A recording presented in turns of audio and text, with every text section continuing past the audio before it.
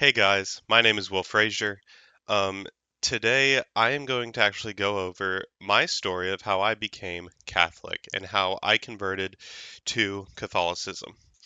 So my story really begins in 2025 at the tail end of my time in community college, because I went to community college for 1 year, but at the tail end of my time in community college, where I grew up, I had really only three options to be Christian. Because of where I grew up in a very small rural town um, in the deep south of America. So I could either have been a Baptist, a Church of Christ, or I could have been a Methodist, which is actually where I grew up. I grew up in a church, First United Methodist Church of my hometown. They would later go on to become the Independent Methodist because of all of the gay female bishops and all of the gay crap that was going on within the First United Methodist Church. So they went on to leave and create the Independent Methodist Church, which my parents still attend even to this day. Regardless, as I'm growing up in this church, I'm going through a lot of different beliefs and understandings of Christianity. I'm listening to people like John MacArthur. Um, I'm listening to my pastor. I'm reading the Bible.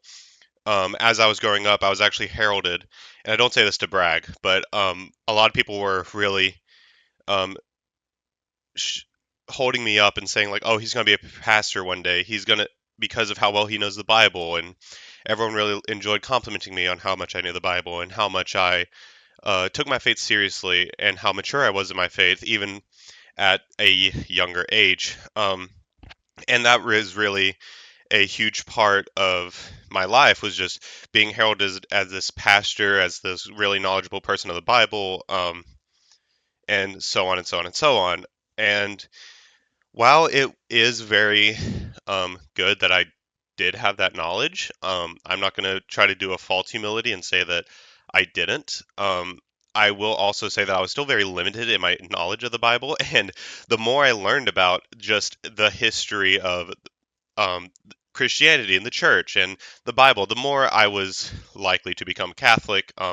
The old joke is any Protestant who studies history will eventually become Catholic. And while I don't necessarily think that it is just that, I think that it is a pretty funny um, joke to just throw around there every once in a while. Regardless, so I'm a big history fan. I'm a Bible believing Christian. I was non-denominational for a very long time. Well, Redeem Zoomer starts becoming popular, and when Redeem Zoomer starts becoming popular, I started watching his videos, and everyone knows Redeem Zoomer. I'm not going to come out here and bash Redeem Zoomer, even if he's going to bash a lot of people for being Catholic nowadays for some reason. Um, but I will say I do have a great respect for Redeem Zoomer, and his videos were really what got me to understand that denominations are important, and they are extremely important. And that really started this spiral of, okay, well, if denominations are important, then we need to study every single denomination. We need to look into every single denomination, and then we need to say, oh, which one is the most correct? Because if denominations are important and if denominations are true, then there has to be a most correct one. Redeem Zoomer has come to the conclusion that the Presbyterian Church is the correct denomination of Christianity and that's the most correct. And while I disagree with his conclusion, he is at least being consistent with what he believes. Now, how does that relate back to me? Well, me growing up in a Methodist church where I really didn't have that many options to explore um, Christianity, and this is a low church, Methodist church. My parents actually call it a Metho Baptist church, just for the sake of explaining really how they worship. It's more Baptist than Methodist, but they have Methodist teachings. Um, in terms of service style, though, they're very Baptist. Regardless, going on to um, going on to how I started looking into other denominations was actually through the videos of Redeem Zoomer and his being ecumenical towards Catholics and Eastern Orthodox and stuff like that. Um, and I had decided that if there is one true church, or if there is a most correct denomination, then I want to be a part of it. I want to praise and honor and serve God in the most correct way possible. So, um, because of where I grew up, that wasn't necessarily possible to just go explore every denomination because you can't really do that. There is a very small Catholic church that is still in my hometown, but while I was growing up, I was told that it was 100% Spanish. And when I thought it was 100% Spanish, I thought, well, what's the point of me even going? Because I'm not going to be able to learn much anyways. So, going off to college at Auburn University, which is how we started this whole thing. I am a student at Auburn University. Nicholas Bowling coming on is how this whole channel started. And I can't be more thankful, honestly, even if I greatly disagree with Nicholas Bowling, and I really do hope he has seen the video at least. I do thank him for the opportunity, and here we all are. Here you all are, watching this video uh, for some odd reason. But you're watching this video, and I can't blame you. I praise God for every moment of the time I get to do this. I pray that God will allow me to let this become a full-time career, but I'm getting ahead of myself.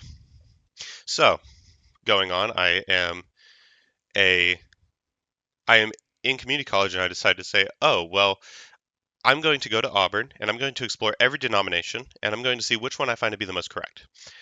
Well, obviously, since I grew up Protestant, I had the most knowledge about the Protestant church. So, right at the standpoint that I was, while I wasn't convinced of Catholicism or Eastern Orthodoxy, I was going to give both of them a chance to change my mind, and I was going to be a stalwart defender of Protestantism as much as I could be.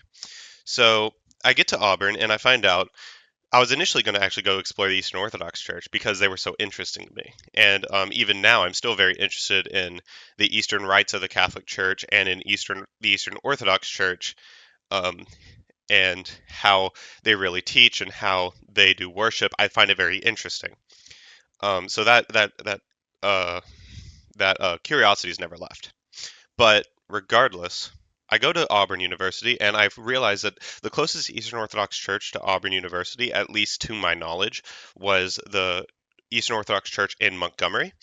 And I said, I am not going to drive 3.5 hours when the Catholic Church of Auburn is right here. So there's a Catholic Church in Auburn, and then the closest Orthodox church to my knowledge, to Auburn, is actually in Montgomery, Alabama. So I decided to just go to the Catholic Church first, and then we go to the Eastern Orthodox Church later. Well, that never actually ended up happening. I never ended up going to the Eastern Orthodox Church because of an experience that I am about to share. So, um, as I go to the Catholic Church, I walk in early Monday morning, um, and I just kind of walk in and kind of stroll around. I see that there's a mass going on, but I didn't want to really go into a mass because I wasn't really even sure what the mass looked like or what to do. I didn't want to interrupt because I was getting there like halfway through.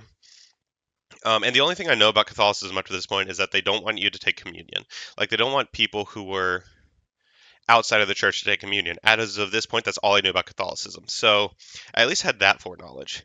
Regardless, um, I got a chance. I saw a very nice lady, and I asked her. I said, "Hey, I'm looking to ask questions about Catholicism. Who should I ask?" And she said, "Oh yeah, ask the priest." Well, I get to talk to the priest. His name is Father Gabe, and I love Father Gabe. Father Gabe is amazing. Well, Father Gabe very graciously sits down and has a conversation with me about Catholicism and just about some of the questions I had, all the very basic ones. Um, why do you think that? Why can't you pray to Mary? Why do you pray to the saints? Do you worship Mary? Do you worship the saints? How,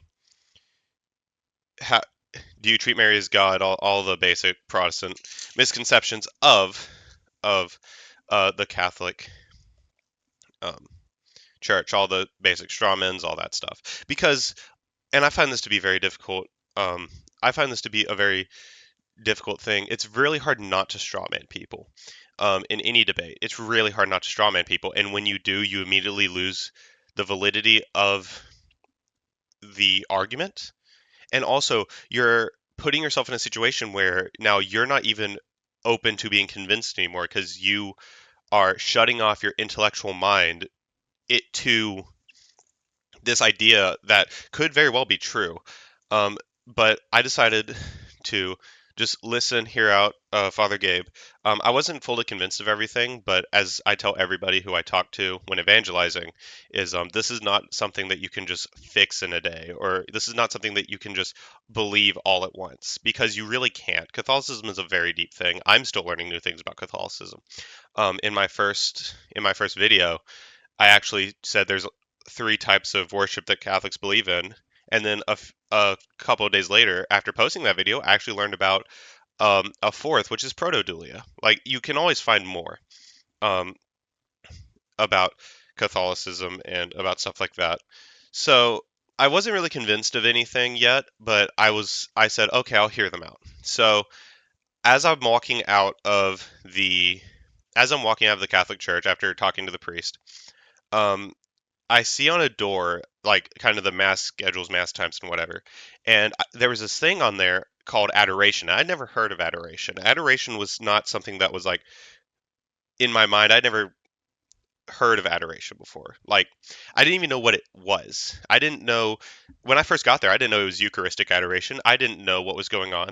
I was just confused. I was like, okay, I'm interested. So adoration was at 5 p.m. and then mass is at 6 p.m. And I said, okay, I'll go tomorrow because why not? I have nothing else to do. So I leave. Tuesday afternoon comes. I go to adoration an hour early because I had nothing to do that day. Um, so adoration wasn't out yet, but I was just kind of sitting in there, kind of waiting around, seeing what's happening. And as I'm sitting there, I'm experiencing like there's a level of spiritual just like peace and calm within the Catholic Church that I never experienced before, even in all my times of being Protestant. It was to such an extreme extent that I had no idea what was going on. It was very interesting. So that had piqued my interest. And then adoration comes out, and the reverence that they gave was amazing. Actually, side tangent. I thought it was super cool because I didn't know that the little pull-out pews existed with the Catholic Church. So I thought it was really funny. I thought it was really cool. And looking back on it, it's kind of funny how like I thought it was the coolest thing ever that they had the pews just right there. Regardless, adoration comes out. Everyone kneels. I decided to kneel too. Um, and then a girl walks in um, who was veiled, and she fully kowtowed towards um, and I thought she was kowtowing towards the crucifix, which was in front of the Catholic Church, because I had no idea what the Eucharist was at this point. Um, and she kowtows fully, and I was like, "Oh my gosh!" As I saw her walk in, I remembered the scripture that implores women to veil from the one of the letters of Saint Paul. I was like, "Oh my gosh, this is one of the most reverent things I've ever seen." And then I go to the mass, and again, I didn't know you could get blessed by the priest, so I just kind of awkwardly sit in my little chair, just uh, yeah, what do? So I just kind of awkwardly sit in my chair, in my area of the pew, um, during mass, and as I'm walking out, I decided to talk to some of the college students who were there, because people similar age, stuff like that. I decided to talk to some of the college students there. Actually, no, before that, I'd went and talked to Father Gabe and said, "Hey, I'm here now. Hello." And then I go and talk to some of the college students. Um, and as I was leaving, I was like, "Okay, I need to learn more about this because there has to be some truth to this." Like it was too much of like it was too much of a spiritual feeling and a pull to Catholicism that I couldn't just ignore it. I had to learn more. So where does that lead me? It leads me to watching more Redeem Zoomer videos, but it also leads me to watching videos from Iron Inquisitor and Trent Horn and Joe Heschmeyer of Shameless Popery. And even, uh, I know that the controversy about him is out there, Voice of Reason. I Voice of Reason was a huge part of my conversion to Catholicism, um, because of his debate with James White a few years back. But as I'm watching these videos and as I'm watching these debates, I'm arguing on the side of Protestants, and I'm arguing like with the Protestant ideas and ideals. And as I'm arguing, the more I'm kind of realizing, oh, there's no getting out of some of these things. That's when I started realizing the difficulties of sola scriptura and why sola scriptura is false. A issue that I now call the Protestant dilemma. That's when I start realizing that if God left us a church, then why should we be acting like it's the Bible alone? That's when I started looking into the history of the church and some of the church fathers, Ignatius of Antioch, um, and John Chrysostom was a big one. I love John Chrysostom, but Ignatius of Antioch was a very big one in my conversion to Catholicism.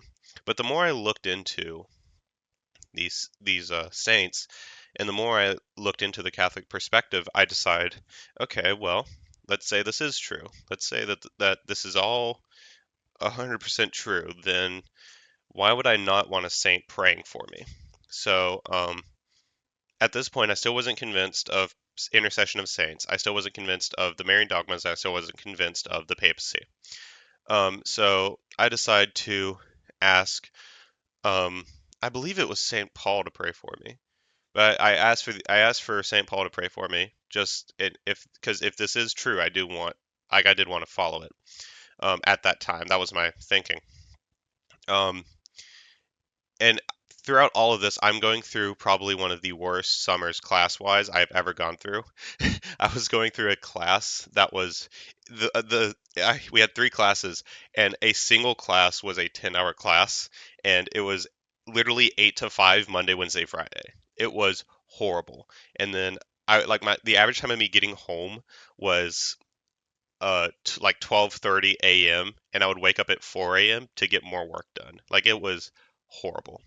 But as I'm going through this class and as I'm going through Catholicism, I'm also in a relationship with a girl, and that relationship's very rocky because I'm so busy and because I'm actually looking into Catholicism. This girl is um, a crazy evangelical at this point, and just for a heads up, I haven't talked to this girl in a while, and like had a full conversation with this girl in a while, and yeah, she was very anti me becoming Catholic. Just so heads up, she was very evangelical, very much like Nicholas Bowling. Very big fan of Bryce Crawford in his early years. Very big fan of Cliff Kneckel. But regardless, as I'm going through this, as I'm like learning more about Catholicism, as I'm delving deeper into the life of these saints, and as I'm going to Mass more, I'm like, and adoration more, I'm like, oh, this is like, it's becoming more and more real to me. Like, this is true, this is true, this is true. And it's very slowly becoming real to me. Well, I go on to one day I just got out of Mass, and I randomly just felt a pull to get a rosary. And I didn't know why, but it was a situation where I was praying to Mary, I was praying to the saints, I was praying to God, and I was like, if this is true, tell me. And I would tell specifically God and Mary, like, I I don't believe in the Marian dogmas, but if it's true, like, prove me wrong. Um, well, I randomly got a pull in the middle of June to just get a rosary, and it was very strange to me, like, because there was no real intent behind me getting a rosary beyond just that's what Catholics pray. Um, but I didn't really have any reason to get a rosary. But I got a pull to get a rosary. Well, I see a friend of mine after mass, and I was like, hey, yeah, I'd like to get a rosary if that's possible. Do you have one? Do you have a spare one? And he just like, he just like drug me to his car, and I was like, follow me. And he took me to his car and immediately gave me a rosary. Um, well, I didn't know how to pray it, and it was actually ended up being broken. Like this rosary was missing a full decade, and then three of the Hail Mary beads. So that was very confusing when I first got it. Uh, but I started praying the rosary. I figured out how to pray the rosary. And the more I prayed the rosary, the more the Marian dogmas just kind of started to make sense. And the more the worry about the more the Marian dogmas kind of like started to become more clear in my mind because you can be told the same argument like 10 times. What I found is I could have been told the same argument 10 times and still not get it, and then one day it just suddenly clicked. while I was praying the rosary, and it was, oh, that's I get it now. I understand. Um, so you can know an argument, but you can't fully understand an argument until later, if that makes sense. And that's what happened with me. So as I'm praying the rosary, as I'm going to mass, as I'm doing all this, I slowly get more and more convinced of it. And the only two issues that ended up being like a major hang up for me was the Immaculate Conception of Mary and the papacy. Well, um, the Immaculate Conception, that was the last thing that ended up like, okay, that makes sense, just through praying the rosary and understanding the writings of the church fathers, Hail Mary, full of grace. Um, the Lord is with thee. Blessed art thou amongst women, as what Saint Gabriel the Archangel says in Luke 1:28.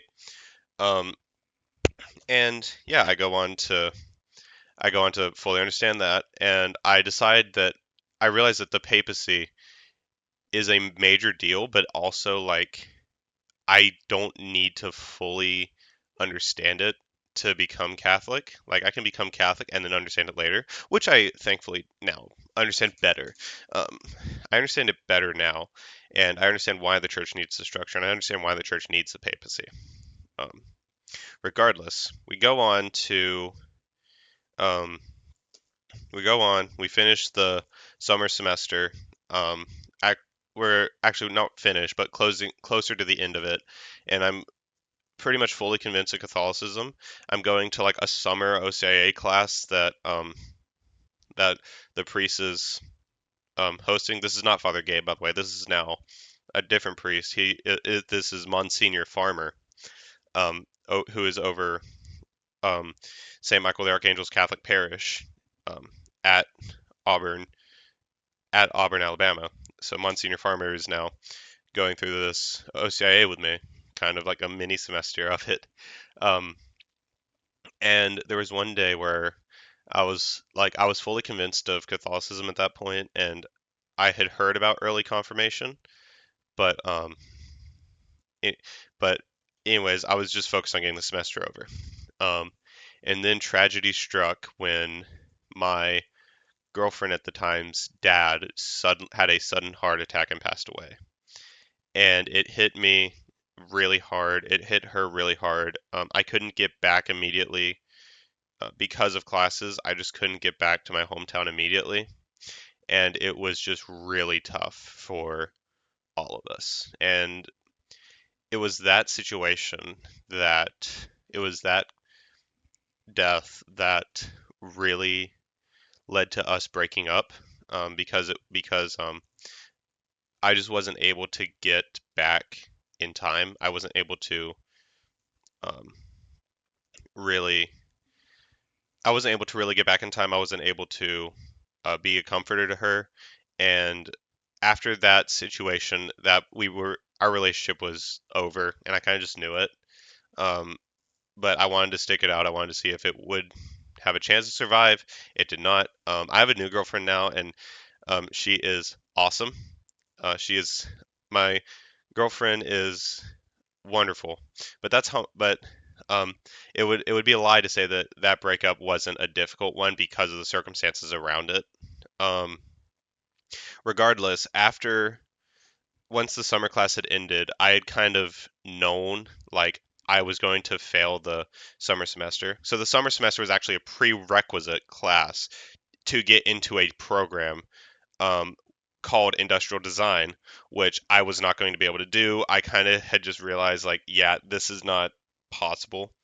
Um, because like I only had to get a 70 and I got a 67 and I was so mad. I was like, gosh, I missed it by 3 points. But uh, even thinking back on it, it's just very sad. It's like I was right there. But after having the summer semester lost and like having failed that, after having my relationship end, and and after losing somebody who I consider to be very close in her dad, who was actually a very good man, a very nice man, I had realized like the only thing I really have left from this summer is the Catholic Church, and I like to I don't really have much more beyond that. So because of that, I decided that I'm going to get confirmed Catholic. Um, well, after all this goes down, I go and meet up with Monsignor Farmer, and and at this OCIA meeting, it's just me and him, and we're having a conversation.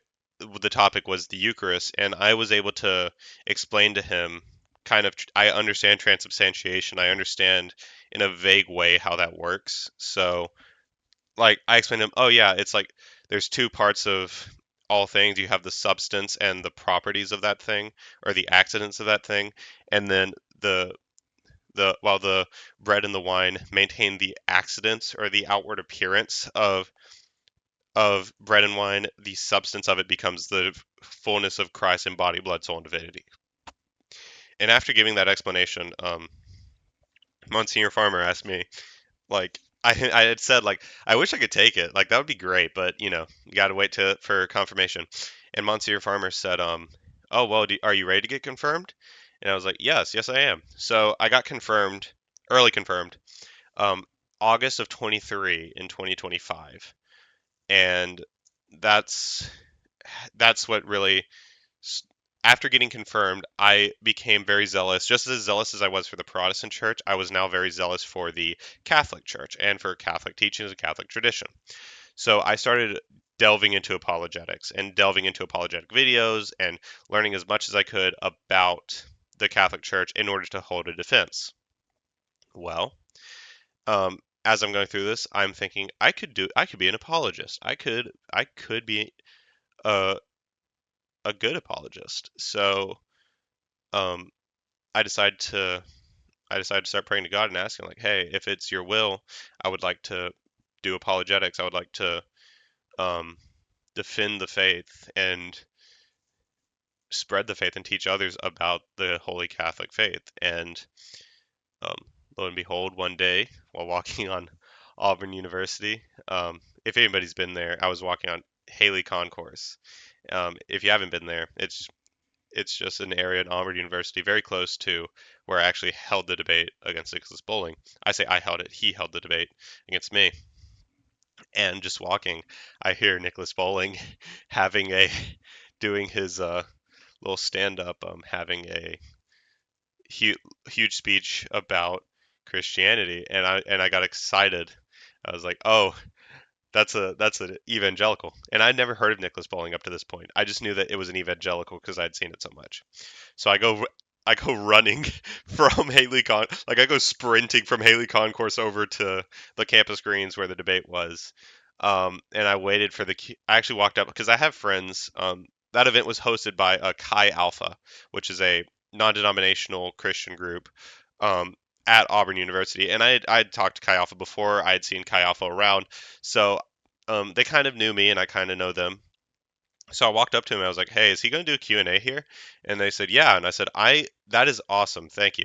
So I sat down and then when he asked like, "Okay, when he said like, "Okay, we're going to do a Q&A," I was the first person to jump up and run up to the front. I had already gotten my Bible out. I was actually on that day I was going to wear a different shirt because I don't really care about clothes. I just kind of pick up whatever's clean and go. But so I was gonna wear a different shirt, and I just had to pull to like wear the Benedictine shirt, wear the Benedict medal shirt. And I was like, okay. So I wore it, and it ended up working out great because then I got to defend Catholicism in it, and it was awesome. Um, but yeah, that's how we got here. Uh, if anybody was wondering, that's my kind of conversion to Catholicism. Um, my and that's why I tell people like if you're looking into Catholicism, don't try to do it all at once. You can't do it all in a day. You can't do it all in a month. It took me 3 months, and I think that was way too fast. Like as much as I'm very thankful and praise God that I got confirmed, I do recognize that like the speed as to which I got confirmed is extremely quick. To an extent that like I would not recommend anybody get confirmed that fast. Um, because it takes a lot of effort and a lot of debates and conversations, listening. It took me a lot of listening and a lot of reading and a lot of just trying to figure out like, is this true? Actually, I'll be honest, a little bit of reading. I didn't do a lot of reading, but I did a lot of debates. I did a lot of apologetics. I had a lot of debates personally and just listened to debates. Um, and it slowly led me to understanding that that the Holy Catholic Church is true. So now the question is, now that you've heard my story, what are you going to do about it? To all the Protestants who are listening to this, to all the people who hate the Catholic Church, um, I don't really understand why. I mean, a lot of the people who hate the Catholic Church really fall into circular reasoning. The Catholic Church is bad. Why? Because the Catholic Church worships Mary. And you ask them, why do we worship? How do we worship Mary? And they say, oh yeah, because you pray to Mary. And then you ask them what prayer is, and they just say, shut up. The Catholic Church is bad. Because the longer I like looked into the Protestant arguments and the Protestant like debates, the Protestant debates, they aren't great. And if if God is going to himself to allow himself and the fullness of the faith to be so intellectually flawed, then my first question would immediately just be why? Why would God allow his faith to the fullness of his faith to only come around in the 1500s? Why would God allow his church to be so far led astray that ever since um, ever since Nicaea 1 we're venerating icons, and even before that we're venerating icons? Why would God allow just his church to fall so far away? And Protestants can't answer that question. So that is my story. That is my conversion story. That is my story of how I converted to the Holy Catholic and Apostolic Church. Um, if you're interested in seeing more videos, be sure to like and subscribe. Leave a comment. I'll try to respond to as many comments as possible. Um, and thank you all so much for your time.